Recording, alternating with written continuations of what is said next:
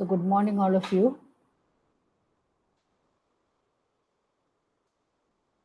I hope I'm audible.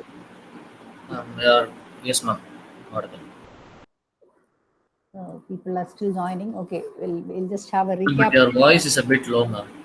Today. Okay.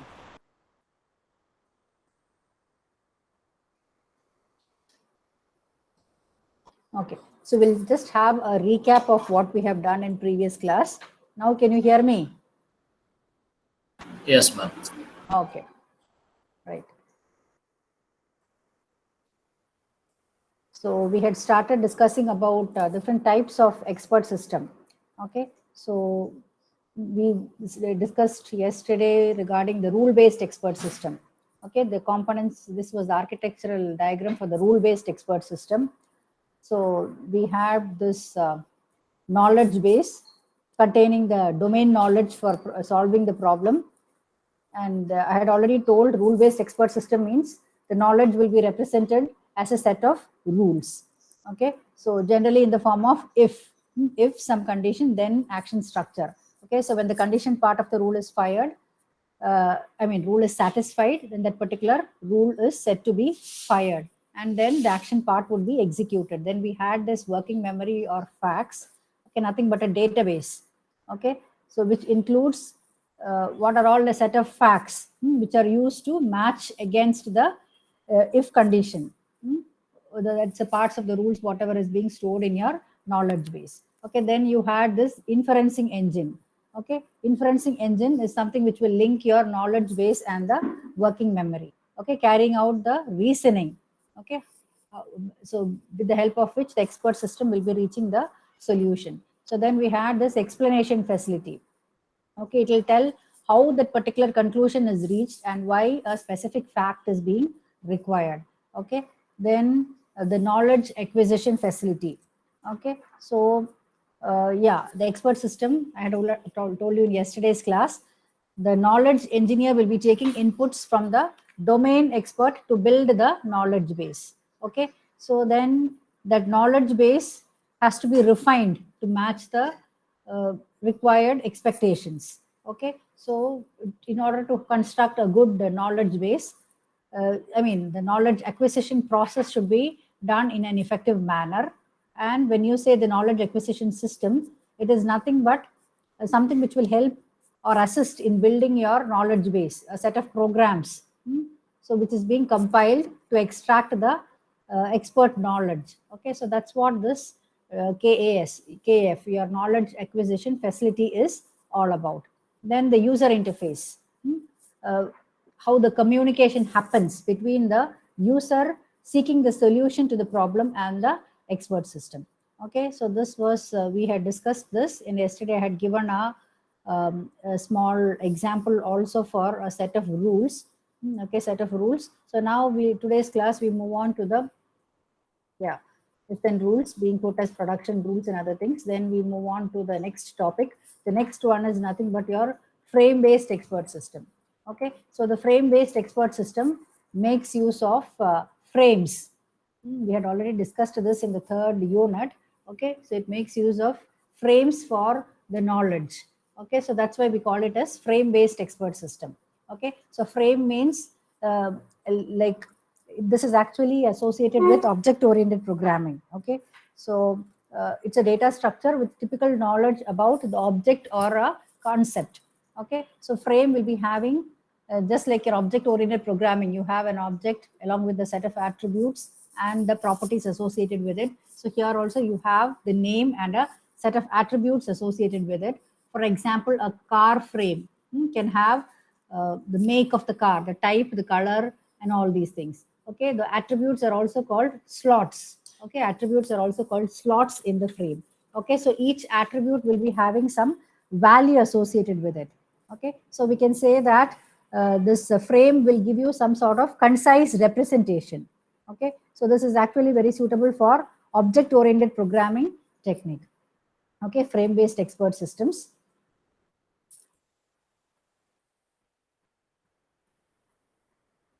Okay, right. So in actually in AI terms, the knowledge engineer will call the object as frames.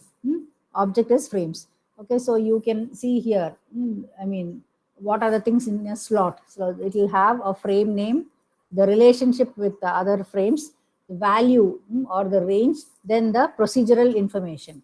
Okay, so these are the things which can, I mean, included in a slot. So represents the frame structure for class and instance. Okay, for class and instance. So you can see here what are all the things which forms a part of it. I mentioned 4 things out here. Okay, so when you say relationship, relationship is nothing but the hierarchy, or to be specific, the inheritance is being depicted.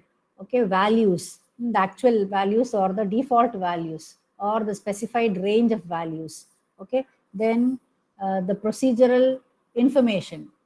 Okay, the slot is attached to a procedure that is executed when any event is triggered, such as change of value in a slot, change in value for a slot. Okay, for example,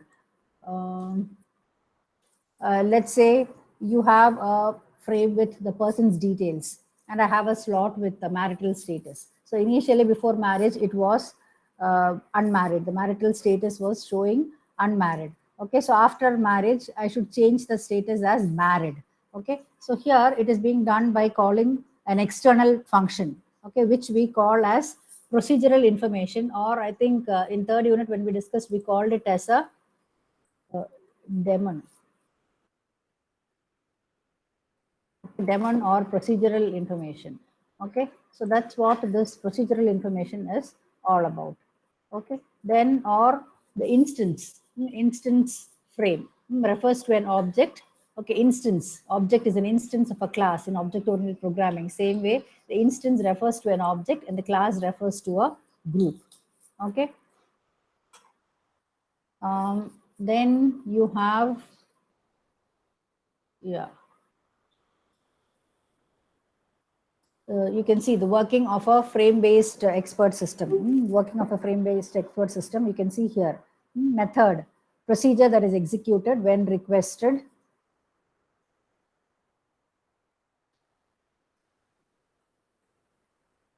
Okay, so the daemon makes use of the if-then structure. Okay, so you can see here, an example is being given here. The process of an expert system to check the eligibility of students appearing for an exam. Okay, so you have a set of attributes, which is also called the slots, and you have the methods. And you can see here, when changed method. Okay, so when changed, this is the method. Okay, so this when changed method is invoked when the expert system is asked for the evaluation status. Okay, so that particular point of time, this particular method is invoked. Okay, then you have another method, when needed method. Okay, so this is invoked by the system to check the submission status. Submission status, for example, it could be for a particular student. Okay, so after exam and before exam, evaluating the eligibility along with the co-curricular performance and the submission status. So the values are changing here. Okay, so this particular method is when needed method. So that will be invoked by the system to check the submission status of a particular student. Okay, so there can always be a flow from a staff in order to get the details of that particular student for evaluating the eligibility. Okay, so that's what I mean. This is a class eligibility class which is being shown as a example. Okay, how the process of an expert system works to check the eligibility of a student appearing for an exam and when the particular methods are being invoked. Okay, so attributes are called slots. Okay, so these are the guidelines for building the frame-based expert system. I'm designing the expert system, scope and specificity of the problem in hand. Utmost clarity should be there regarding these factors. Next is you identify the building blocks, that is the classes, the instances, and the slots, nothing but the attributes. Then, since the events, or to be specific, the methods are the key role players in the evaluation, the display of the system has to be presented in the most simple and the transparent manner. Then you need to have methods of when changed and when needed. Okay, when it needs to be evoked and when it needs to be changed or updated. Okay, so this is dependent to the design in step 3, where the events are decided.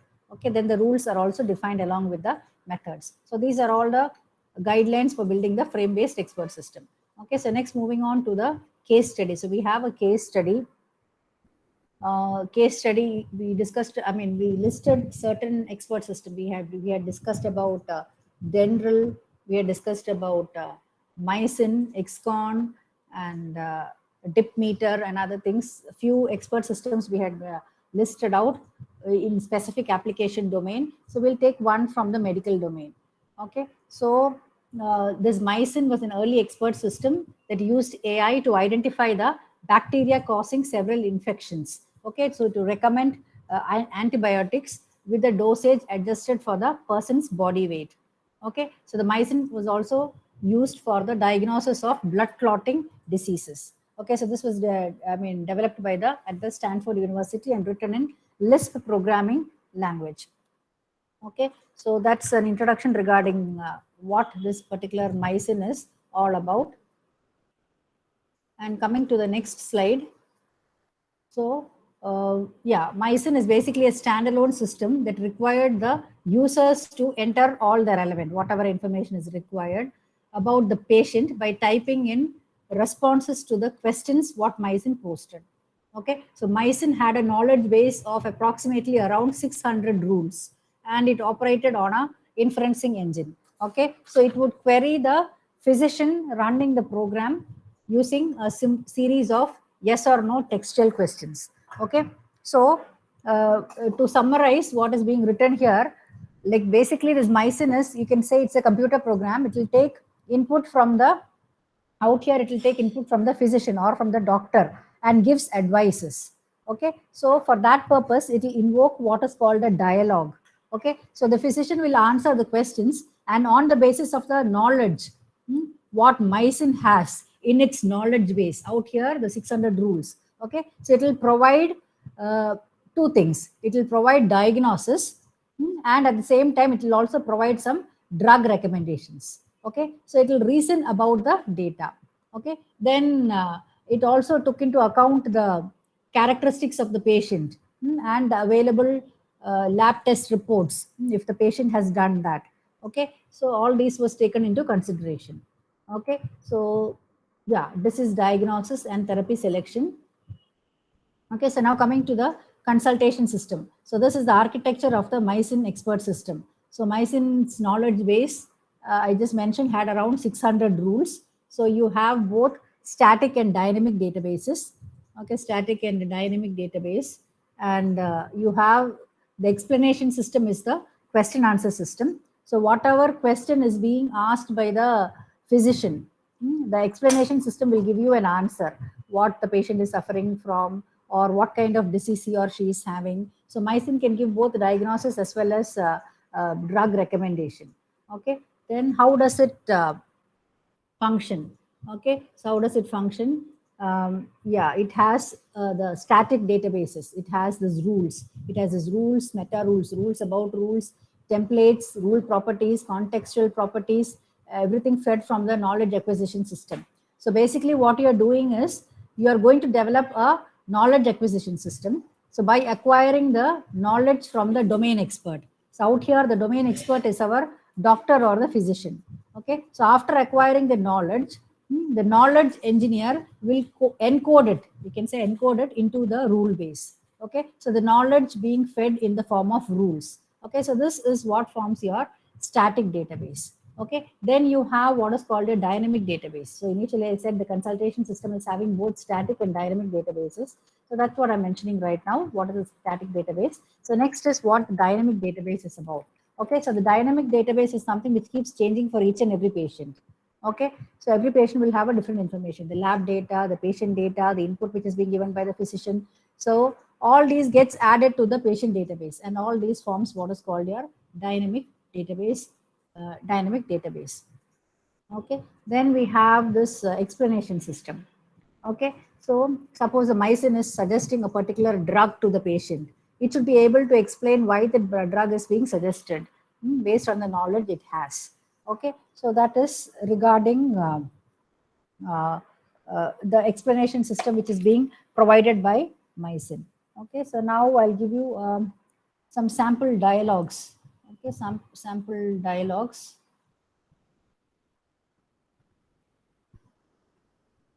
I just told it is being invoked by dialogues. So how this dialogue works, how this dialogue is like. Okay, so for example, this is a dialogue between the mycin and the doctor. Okay, doctor or the physician. Okay, so this is the initial input. The patient's name. Let's say the patient's name is Jack. His age is 30 and he is a male. Okay, so the question is, you can say, yeah, which type of test is it? So I get an answer, blood test. Okay, so how many days ago the blood test was obtained? Okay, so 3. Okay, so at any point of time, if any of the question is not known, then immediately the doctor can type unknown. Only if the information is known, it should be provided. Immediately the doctor can type unknown. Okay, so then the next question, was Jack a diabetic patient? Okay, so then you get an answer why. So at this particular instance, like mycin is trying to put forth some hypothesis. Because the test what he has taken is a blood test. A blood test is being taken. So, and it's seen that from the test report, the platelet countlet, the platelet counts, that is on the, you can say, on the higher side. Okay, so then you have a rule. Okay, so if the platelet of the patient is on the higher side, and the patient is diabetic, and the patient is diabetic, then with 50% certainty you can say that Jack is having, say, let's say, thrombocytosis or whatever. Okay, so so based on that based on this particular dialogue and the hypothesis, okay, so then the mycin can even make some prescriptions. Okay, so like let's say a sample prescription, the XYZ medicine is being given, the dosage, the dosage of 770 mg. So that's again calculated on the basis of his weight. Okay, so 15 milligram per kilo.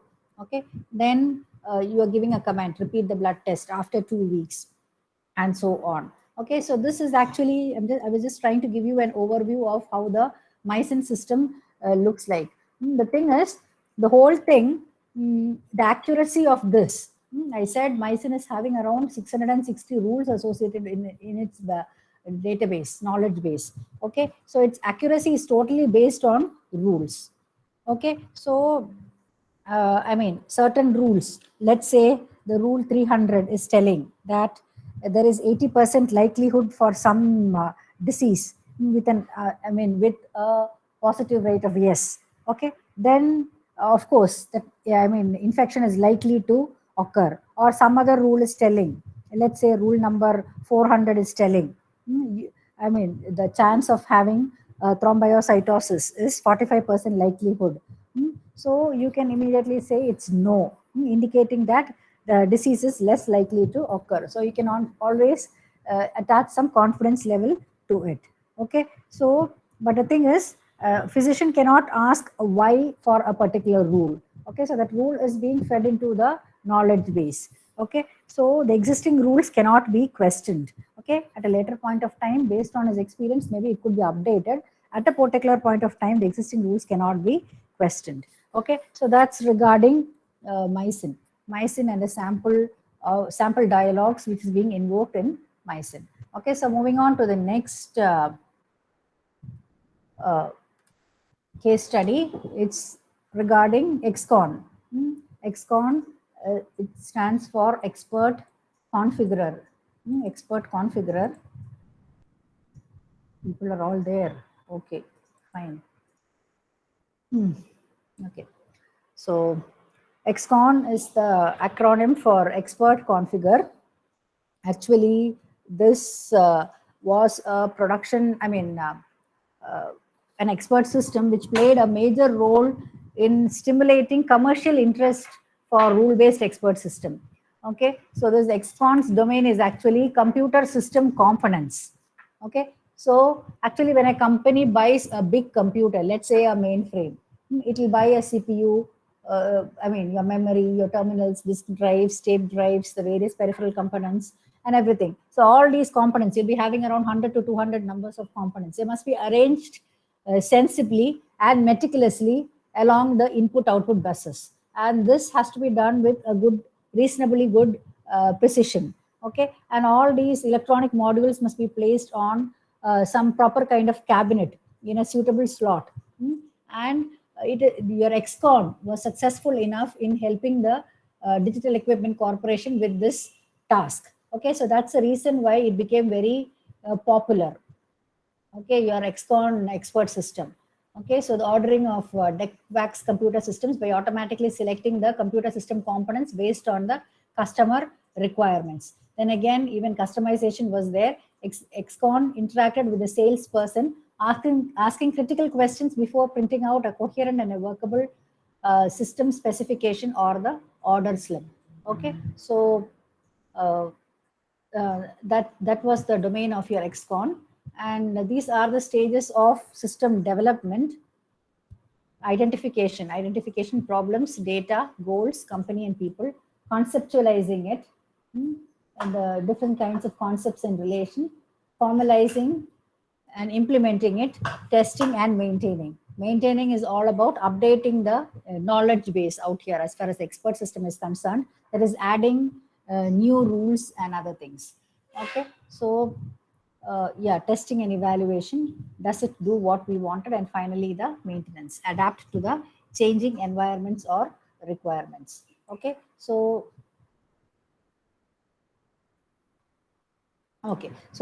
that's regarding your XCON. So these were the two case studies which was mentioned in your syllabus. Okay, so these case studies we discussed about MySyn and XCON. So these are the two things discussed. Okay, so this part, your NLP, different levels of NLP and all these things was covered in the seminar which was taken up by your alumni Srinivas Muralidharan on 6th. So I don't know how many of you have attended seriously. So those of you who have missed, I have uploaded the video in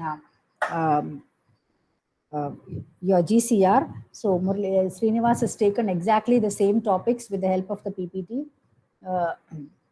So you can look into that and look into that for all these topics. Okay, so maybe after taking up all these remaining topics, if we have time, we'll come back and have a revision on your NLP. Okay, so plus we could work out a problem. Okay, so now moving on to the next topic. I'm moving on to this advanced topics. This is what I'll be doing.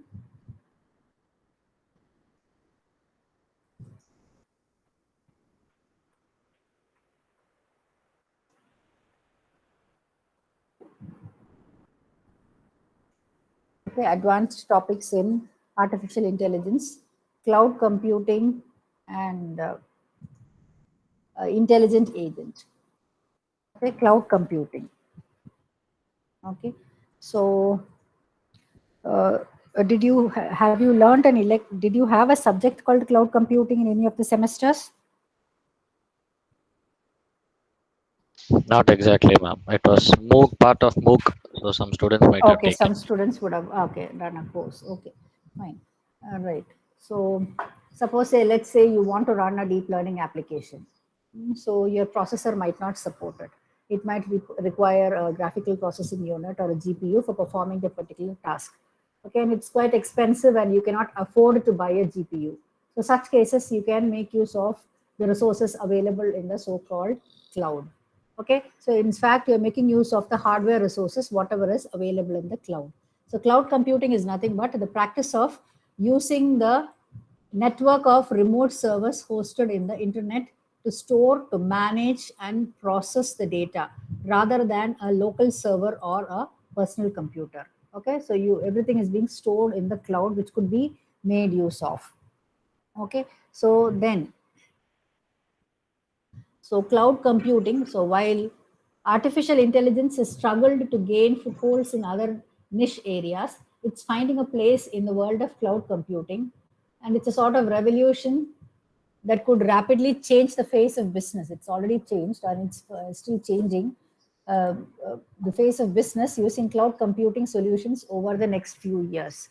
Okay, so those of who you are interested, maybe you can create an instance of your AWS cloud. Has anyone tried using this Amazon Web Services? At least tell a no or a yes. Anybody tried using AWS? AWS, I put here. So that means nobody is there in the class, at least to tell one no. Yes, ma'am. Amazon Web Okay. Services. Amazon Web Services. Only one person is giving a response and only one person has used it.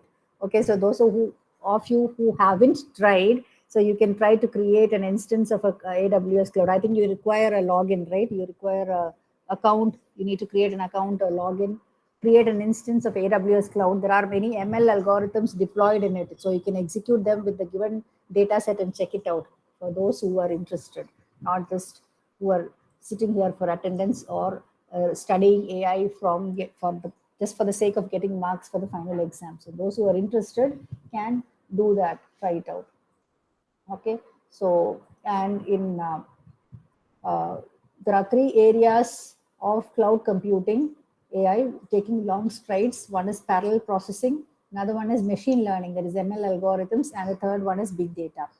Okay, so uh, this is how what is parallel processing and how it works in the cloud. Parallel processing, I need not tell about it. You would have already learned as a part of your computer architecture. Or so parallel processing means multiple processors shouldering the load. So the two issues associated with it is latency and bandwidth. Okay, so latency in the sense the amount of time it takes for the processor to send the results back to the system. So the longer the wait, the longer it will take the entire system to process the problem. Whereas the bandwidth, this is another issue. Okay, how much data a processor can send in a given length of time. So that is what the bandwidth is all about. Okay, then the ML algorithms for cloud applications. Okay, so machine learning is a type of artificial intelligence, or in fact, you can call it as a subset of AI, so that allows software applications to become more accurate in predicting outcomes without being explicitly programmed. Okay, so for cloud applications, machine learning algorithms are being built, and these are the applications. These are the applications. Okay, so you have cognitive computing, combining different patterns together. That's voice, imagery, and other data for mimicking the human behavior. Cognitive computing, we have spoken about it in different units. Then chatbot and virtual assistants, they're getting smarter every time they have a conversation. Has anybody tried building a chatbot? Hmm? Has anyone tried building a chatbot, a I conversational bot? have, ma'am, but I failed. Oh, who's that? Who's trying to talk to me? Ryan, ma'am, Ryan. Ryan. Okay. So did you use IBM Watson or IBM Cloud or No, ma'am, I didn't. I used IBM Cloud, ma'am. IBM Cloud? Okay. So actually, the Yes, IBM Watson Assistant. So it has a good tutorial, and you can develop good conversational bots. Oh, in fact, I should have given that as an I think assignment. that after using too much of it, they said to pay for it, ma'am, I guess. No, the basic plan is free for you, I suppose. Watson Assistants. Yes, ma'am. IBM. As you increase the data, I think so. When we try to take APIs out, I think so. We have to pay for it, ma'am. Yeah, that is the next level of plan. Yeah, for that you will have to pay for it. But then to get a feel of how to build the conversational bots, maybe the students can try. I mean, create an IBM Cloud account and IBM Watson, IBM Watson Assistant, assistant. I mean, you will get a feel of how to create your conversational bots. So others can give a try. Right. So then you have, yeah, Internet of Things. yeah, every device. It connects every potentially smart machine in the world to the cloud and adds that massive amount of data to the conversation. Okay, so okay, so now uh, cloud, to summarize all these things. So cloud computing, actually, when you say cloud computing, you have basically three models for cloud computing. I don't know how many of you are familiar or have heard about it. Maybe next semester or something, in case you get an elective called cloud computing, you will learn about it in detail. So these are the three models. So one, how the cloud computing is being provided. So one is this. Another one, I'll tell you what it is. Have you at least come across or heard about these terminologies? Okay, one is called the infrastructure as a service. Okay, so these are the different models, how cloud computing is. Okay, different models of cloud. The first one is called infrastructure as a service. Infrastructure as a service. Infrastructure as a service. The second one is, this is platform as a service. How the cloud computing services are being offered, either as infrastructure as a service or platform as a service, or it can be software as a service. Those who have done cloud computing in MOOC will be having an idea of what it is, software as a service. They'll be having a better idea what it is. Okay, so we can define the role of an agent when you're trying to build an intelligent agent in each of them, so that they can provide better services. Okay, so your intelligent agent environment, so that can be integrated with the cloud. Okay, so with one of these models or with all these models. So in the case of your infrastructure as a service, so let's say the intelligent agent, it can assist in providing the basic resources, whatever is required for the users. So that is in the case of infrastructure as a service, IaaS. Okay, so when you are studying for your model exam, please concentrate on what is there in your PPTs. Okay, so intelligent agent can, providing some basic resources. So maybe you can make use of some semantic nets or ontologies for intelligent resource management, and then help in allocating the task in a little more appropriate manner. Okay, so whereas in the case of platform as a service, okay, so the intelligent agent can assist in the development of the environment. Okay, platform, the environment. Then when you tell about software as a service, it will be all about optimizing.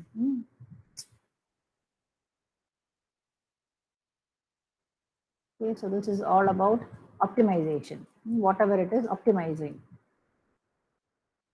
Okay, so optimizing. So for example, if it is, let's say a healthcare service, you want to build a e-medical service.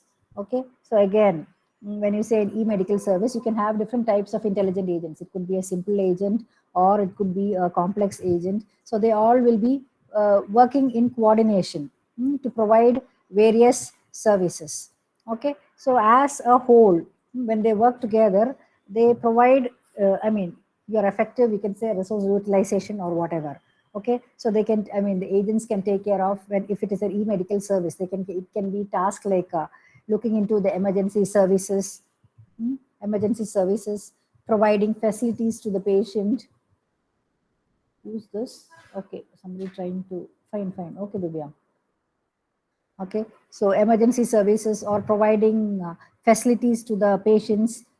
So, okay, so the different agents will be coordinating and cooperating with each other. Okay, so the entire scenario uh, will be able to, on the whole, will be able to provide good services at a reduced cost.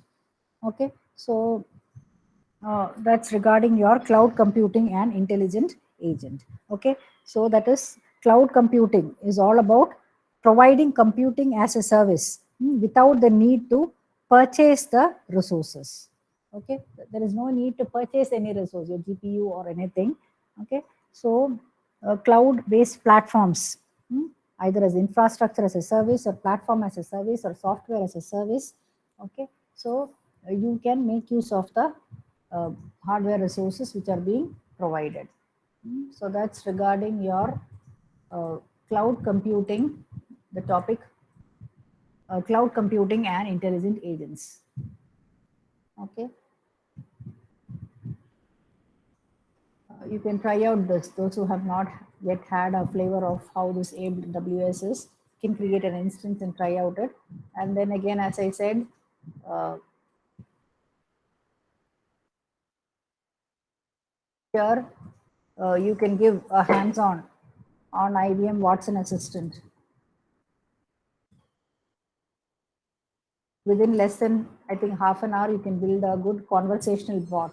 Okay, so you can make a bot for a specific application, maybe for, let's say, for your college admission, to answer the basic queries. So because these days, wherever you go, whichever website you open, immediately a conversational bot pops up. Am I right? A conversational bot immediately pops up with a question, may I help you? So it's become very popular.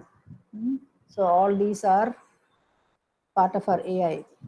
Okay, then I just mentioned about this. Then how AI uses big data.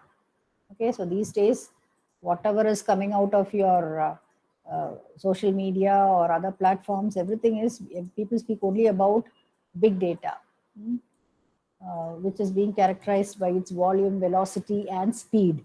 Okay, so as business enterprises increasingly need a massive data crunching champion, cloud computing services have begun to deploy artificial intelligence as a service, AI as a service. So adding a fourth category to it, infrastructure as a service, platform as a service. So now we have AI, AI as a service. AI as a service. Okay, different cloud models. Okay, so once AI as a service is deployed, it can begin crunching data at a much faster rate than any single processor or a human mind could ever hope to compete with. Okay, so this is, we have things only at the surface level. We don't have it in much detail. Okay, so your science fictional movies becoming a reality, and okay.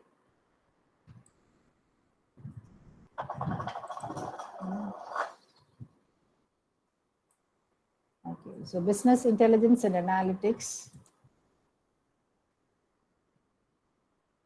Okay, so maybe this along with the sentiment analysis and deep learning, you have around 5-10 slides for it. We'll take it up in the next class, these 4 topics. Okay, I think business analysis, intelligence and analytics, I think Srinivas had given some basics regarding it. I think he had explained with Power BI or Tableau or something. So we'll just take it up and we'll concentrate on this sentiment analysis and deep learning algorithms. Okay, so with that, I'm winding up. Let me take the attendance.